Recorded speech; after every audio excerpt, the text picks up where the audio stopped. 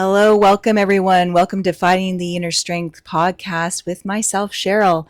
And welcome to episode 5. I'm a little late getting this one up by a couple of days. I usually have this launched by the weekend, and we are on to a Wednesday, and that's okay. My husband and I have been on the road, just trying to get more south. Left British Columbia on the 17th of November.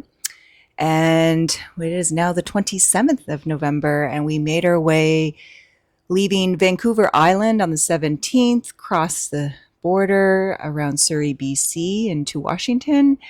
And yeah, just took our time coming down. If any of you have been watching the weather this last week or so, it's been pretty crazy and chaotic along the Pacific coast from Canada all the way down to California.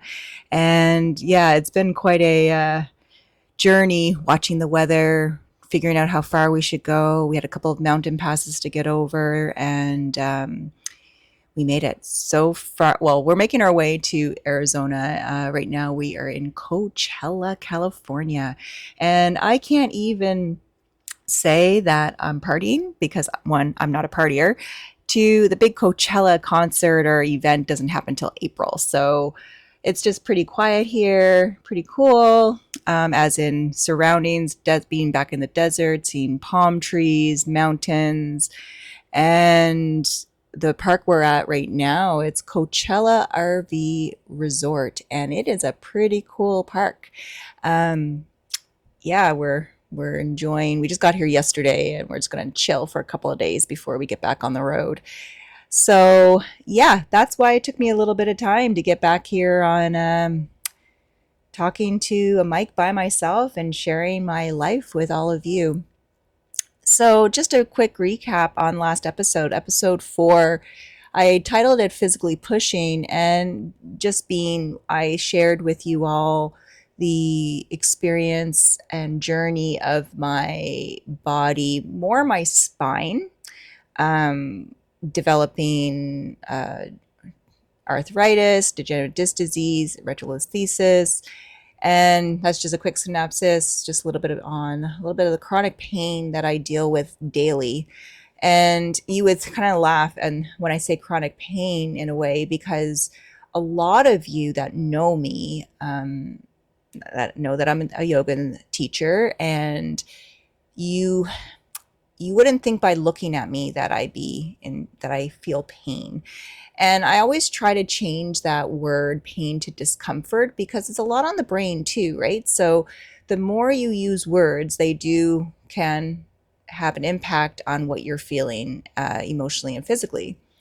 So that drive actually is kind of funny. The drive down where we were just pushing to get the miles and kilometers behind us, it was getting quite uncomfortable for not just myself, but also my husband, who deals with a lot of chronic pain, also from his career in the military for almost 25 years.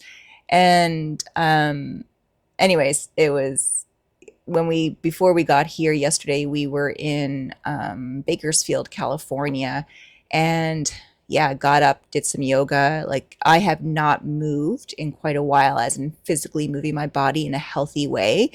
And a lot of that had to do also with making excuses of not doing it. And yeah, I do that. I make excuses for not doing things when I get kind of stuck in this little brain field of negativity. And yesterday I was like, no, I'm going to get moving. I need to take care of myself. We haven't even been hiking because a lot of on the way down, it's been raining and windy and gross. And when we were in BC for, I'd say just over a month, we didn't allow that rain to get in the way. We were actually still out every day walking, hiking. He was working out. I was doing stuff around the rig. But yeah, when you get on the road and it's a push, you tend to sometimes put your physical fitness on the side. So yesterday, before we got on the road, we both moved a little bit. I did a little bit of yoga, hit the road, felt way better for the drive. We just took our time, had rest stops and truck stops, and now we're here. So like I said last week, I shared the development of the deterioration, I guess, the inflammation within my spine. And I'm going to just touch on a little bit on just a couple of other things that I deal with also with physically. And I know one of them is definitely linked to sometimes mental health and stress. So, that being said, I would like to share the lovely topic of migraines. And migraines are not fun. I talked a little bit about it last week, just where, depending on how my cervical spine is doing, the type of tension that can go up into my neck, pressing on the vagus nerve, and just creating a migraine. But ever since I was little, I've had migraines, and but there was 2 points in my life where they got pretty severe, and I finally got to a point where um, I knew that learning about my reactions to things, from physical movement to eating to stress, I was on the search for what were the triggers to my migraines. So when I was little, I got migraines. Even I think I had a few when I was a child. When I became a preteen and teen, definitely migraines. Of course, around the lovely female cycle, I would get my a migraine or two the week before. It was just a given. Um, so that would be a that would have been was a trigger when I was uh, right before my menstrual cycle. Then I also learned, of course, stress. That's a big one for me because all of the muscles tightening, tension. I get migraines from that. So, depending on the environment I was in, how I was taking care of myself physically and mentally, it was if I wasn't taking care of myself physically and mentally, migraines were more prominent. I do have reactions, so I would call it an allergy that give me migraines, and there's a little bit of a list. It's like garlic, onions, chocolate, red wine, certain hard liquors. Then also, did I say MSG? Which we don't want MSG anyways. So, yeah, those are triggers for migraines. And then weather, that's the one thing you can't escape. Weather, if the pressure is changing dramatically, I can get a migraine from that, especially if I'm not taking care of myself and on par with what's happening. And then if I'm extremely tired, like I notice when my body and my mind are physically just done, I need to sleep. And I know the times that I haven't, I get a migraine usually a day or two later. Like the eyes are sensitive, I get aura, like all the blinking stars and lights. And yeah, that's not fun. So I did, when I was in Yellowknife, eventually see a neurologist. Actually, let's backpedal there. Okay. Back in New Brunswick, when we were posted to New Brunswick between 2005 2010, my migraines were pretty prominent. That my doctor referred me to a neurologist at the hospital in Fredericton.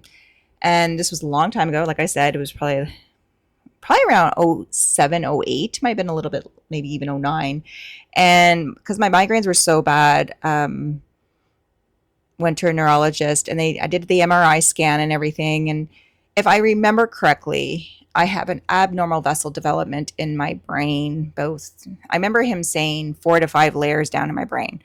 I'm not a doctor. That's what I remember. I might be remembering it wrong. But what they said was basically there's no point in doing surgery because it's so deep that it's not going to make a difference. It's actually more dangerous to do surgery. So, all right, that's information I have. Fast forward, we moved to Edmonton, back to Edmonton area. I had a few migraines, and then we moved to Yellowknife. My migraines started getting progressively worse. And I think that part of it was I was in a position at the school, like I talked about a few episodes ago, where I was stressed. And I was stressed because of the environment, some of the peers, not the students. And then also with things going on within family, my husband was dealing with some things himself. So I was trying to be on top of everything and keeping him not stable, but making sure he was good, taking care of himself. And then of course kids and my own kids in school and worrying about them. And I'm very much an empath. I pick up on emotions and whatever, and I hold it. I totally hold it. And then so I saw another neurologist in Edmonton. I got referred again, and it was the first time it seemed like someone was actually listening to me. It was, he knew where to push, or the trigger points within my shoulders and my neck and my head where I was feeling the sensations. And it was to a point at that time where I was having symptoms every day. It might not have been a full blown migraine, but I could have aura, or my eyes were extremely sensitive. I could have felt nauseous. So there's just all these different, like I was just experiencing this every day. And so he convinced me, and I'm very thankful for it, about Botox for migraines. So I did it. And honestly, not just a nice little facelift for the forehead, not facelift, but like making me look a little bit younger. But it really did help. I was getting between 20 to 30 injections every 3 months. Like, so the injections going into my shoulders, my neck, my skull, my temple, between the eyes, my jaw. All the injections. And then we also I tried it a few times. So it was a freezing. I didn't find it as useful as the Botox. But the Botox wasn't fully negating, taking away the migraines 100%. And fair enough. Migraines are one of those things that sometimes for a lot of us that are migraine sufferers, there's a hard way of trying to figure out what your triggers are. What are causing these migraines? Because there's so many things that can cause migraines. And I was getting to a point when we moved to Calgary area, and I've seen the same neurologist for the injections. I was like, what else can we do? And it was basically, this is it, right? And I was like, I don't want a Band-Aid. I didn't want to rely on something to take the neurological pain away. It was just, I didn't want to keep injecting something in me that wasn't natural. If I could figure out, or can figure out, what my triggers are and how I can avoid them. So I knew already at that point some of those food triggers.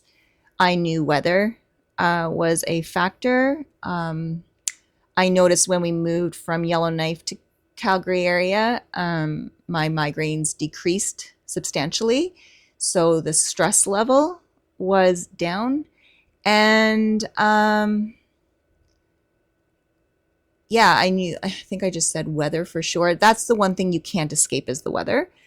I know the difference, or it works for me. Another neurologist had told me it's a neurologic, I know I'm using the wrong terminology, but it's a neuron or nerve migraine when cold compress relieves the pain. If it's muscular, a hot compress helps decrease the pain. So I can always figure out between the two now. Like if I try to put heat on my neck and it causes nausea, I know, okay, this is not muscular. This is more nerve. So I go to cold compress, and it helps. It doesn't take it away. I take my Gravol. For anyone that's American listening, or European, Gravol is something we have in Canada that is more for nausea, to help sleep, I call it an amazing God drug, but it's not. It's something that it works for me. I don't have a prescription. I had prescriptions years ago, but I don't have prescription for my migraines now. So I have the Gravol, when I come down to the States, I load up on gravel and muscle relaxants coming down, which again, that's not natural, but I know the times that I need to take these over the counter medications to help decrease pain and avoid a migraine. So, yes, I suffer migraines. The other thing that I have is we discovered this, or I was informed on this up when we were in Yellowknife, is I have Raynaud's. So Raynaud's is where your circulation going into the fingers and toes is kind of not obsolete, but it decreases. And so it just being in a little bit of cold can create a lovely discomfort, pain within the fingers and toes. They can turn white, purple. The blood, like what it is the blood vessels are damaged, and you, to my understanding, and the circulation doesn't get into those phalanges, as Phoebe from Friends would say, and it's painful. And mine's not severe, but it's enough that I know I just don't want to be in the cold. So reasons we now are kind of on the move when it's winter in Alberta, because those minus temperatures, even if it's just like a -5, -10, my fingers and toes, even with layers, eventually are in pain. So that's Raynaud's. And so they don't know if there's two types of Raynaud's. I don't know if I've had this my whole life and it just got progressively worse, or it got developed from damage of being in the cold and not being covered up properly. And one other thing, not a diagnosis yet, but it's kind of a possibility, is I may have, oh my goodness, I'm having a brain fart. It'll come to me. It starts with an H. So it's a deficiency within iron where I could produce too much blood. It's genetic. My dad has it, and for some reason I can't think of the word. When it pops in my head, I'll tell you. So my iron levels and ferritin levels have been going up. So the next step is basically double check. Like there's a genetic testing you can do for hemochromatosis. There it is. See, there's the word, hemochromatosis. There's a possibility I have it as my dad has it, and it's going to keep an eye on it. And like I said, you produce too much blood, too much iron that can actually eventually affect your liver and your kidneys, and can be damaging to the heart. I'm not worried about it. The reason it shows up in, say, females later on in life is when they're not menstruating anymore. And I had, a little bit personal, but I had an ablation back in 2009. So I haven't had a menstrual cycle since then. So my body isn't ready any blood. So it would make sense if that's what I have, which can also cause tiredness and joint pain, joint inflammation, which could be another contributor to my lower back chronic pain. But yeah, so that's just a little bit extra on top of the arthritis and reticuloendothelitis and degenerative disc disease that I'm dealing with. So I have this information. What do I do with this information? And there's days where it feels really heavy. It could be worse. It really could. But I think everyone has a story and is valid on how they're feeling. And sometimes, no word of a lie, I have a poor me day or a poor me week or month. And then I'm like, I look at myself like, suck it up, buttercup. It could be worse. You have information. You can still enjoy life. And I guess, what is our definition on enjoying life? And I know I'm right now surrounded by the two people one person, husband, and our dog that love me and I love them. And our kids are healthy. They're amazing young adults. My parents are not too far from us at the present moment because they spend time in Arizona also. My sister's in Airdrie, Alberta. We have amazing friends from BC to Alberta, across the country, actually internationally. We have developed amazing friendships over the years. And I think what I want to share and give on this is it's amazing what our body and brain can do and how they either hinder each other or help each other. And within the last couple of years, I've discovered somatic yoga, and I was practicing it a little bit for myself, and I was experiencing how something so gentle and slow can totally give you, you can feel and see the results physically and mentally. And it was funny. It's like it kind of came into my life around when my lower back was just progressively getting worse, and sometimes migraines, within how stiff my neck was, upper back.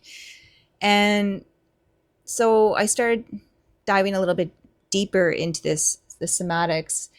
And another thing that how I got introduced to the somatics was when we had moved to Cochrane, and the osteopath that I would go see, Michelle, her background was with an osteo, and her practice was with Hannah Somatics. And she's asked me if I had heard about it, and I was like, no. And she did a little bit with it with me in our sessions, and then I just start researching it and finding out more information on it. And I'll probably do a podcast just on that alone, because I highly, highly recommend the practice of somatics. I got my level 1 certification with Gentle Somatic Yoga, James Knight. I finally completed my level 1 this month. And just because being on the road and traveling, just took my time with it. I'm almost completed level 2 actually, which is pretty cool. But the whole basis of somatics, of thinking of it as in inner knowing, inner well-being, of knowing your body from the inside out. You're perceiving, what are you feeling when you slow down and move in a gentle way?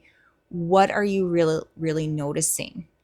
And man, it is like a whole, like, opens the mind to a whole different way of taking care of yourself mentally and physically. And it helps with mobility issues. Could be trauma, mental trauma, physical trauma. It could be another way of looking at trauma, because I really don't like throwing that word around, but also maybe how you carried yourself from your work. Like, was it a desk job? Were you a mom carrying a baby on your hip all the time? Were you a soldier or a police officer, had stand at attention? Like, there's just all these different things that we might not notice that we're doing with our body that changes it slowly over the years. So I remember when I had started seeing Michelle for osteo, and she was like, what did I remembered something, and I was like, oh, this happened to me when I was little. And she's like, that can help. Like, it's something where you take your whole life history, physical history, even for some of us, our mental history, and we share that with our practitioner or even ourselves in our practice, and notice where they could have contributed to an ailment. And it could be something really small, it could be something really big. So within the gentle somatic yoga, you're not stretching, you're observing while you're moving. And it's honestly, like, I'll just end it there on that. It's quite, I think, a huge, powerful, impactful practice. I still practice my other forms of yoga, vinyasa, hatha, yin, and nidra, and benefits with those also. But this somatic practice, I think, is an awesome new layer that I have with all the information I have that's going on with myself. It can help me get back to where I feel healthy, content with my body. So yeah, it's quite a lot of levels. And I think a lot of us don't realize that what we're feeling can be linked to something that's happened in the past. and it just slowly grows. And our body is honestly trying to get us the information from the beginning. We're just choosing not to listen to it, or actually even knowing that we can listen to it and grow from it. So yeah, that's where I am with physical ailments. But where I have the information now, I don't all the time feel sorry for myself. I'm like, okay, I have the information. I have to own that into how I take care of myself from this point on. What can I do to move forward? And now that I just said that, on a quick other thing, years ago, there's something else, microscopic colitis. That's a whole other story.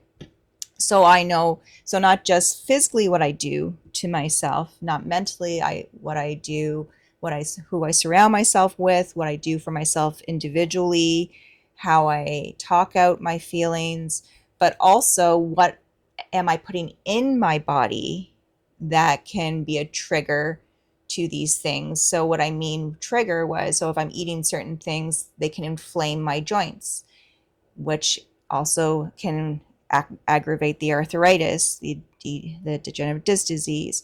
What kind of movements am I doing with yoga? So I know not to do inversions because my neck is like, honey, this is not healthy for your neck. So that's just, I think these first 5 episodes gave you a little bit of an opening onto who I am. And from here on in, I'm going to dive into specific things and let you all know what I've learned over the years and what I think can help others. And they're not cures. It's how we live our daily life, how we move, how we listen to ourselves, our physical movements and our mental, how our health of our mind is, and how we move forward with that. And I know we hear about it all the time, and sometimes we just want to ignore it and just move forward. But take it from me, you need to listen because you are your own best advocate for yourself. So there you go. Thanks for joining me today. Beautiful. I'll let you know. It's like 25 degrees here in Coachella, California. And I'm loving every bit of it. So again, thank you for listening. I would love feedback. If you want to be a little bit closer on information, I have a newsletter on my website, which will let you know when podcasts are being released. So if you go to www.yogainSmallSpaces.com, you can sign up for my newsletter, or if you want to send me an email or shoot me a DM on that lovely Facebook or Instagram, Yoga in Small Spaces with Cheryl. There's a few ways you can get a hold of me. And also, this podcast will be on our lovely YouTube audio only, and also Apple and Spotify audio only. Have a fantastic day, fantastic week, fantastic month. Take care of yourself, and I'll chat with you next time.